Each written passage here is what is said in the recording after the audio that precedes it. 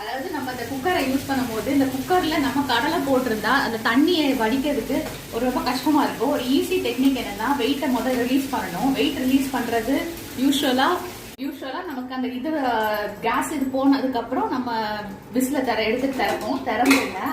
திறந்துட்டு பாருங்க தண்ணி உள்ள இருக்குது. இந்த ரப்பர் இருக்குது இல்லையா, ரப்பரை மட்டும்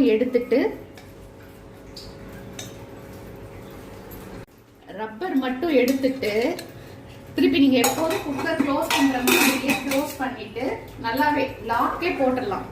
பாருங்க லாக்கே போட்டுட்டு ஏதாவது ஒரு பாத்திரம் இப்படி வச்சுக்கோங்க. வச்சுட்டு நீங்க இப்படி சரிச்சிருங்க. கொஞ்சம் ஸ்லோவா இருக்க மாதிரி தோணும், பட் நமக்கு ரொம்ப ஈஸியா தண்ணியை ஃபுல்லா வடிச்சிடலாம். ட்ரை பண்ணி பாருங்க.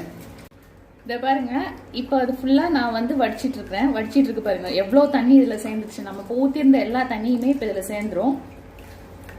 நான் இப்போ உங்களுக்கு ஓபன் பண்ணி காட்டுறேன். இப்போ ஓபன் பண்ணி பார்க்கலாம்.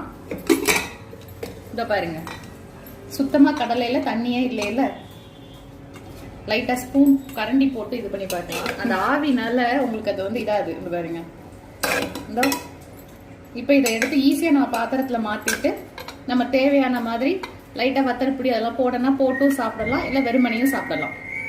தேங்க்யூ.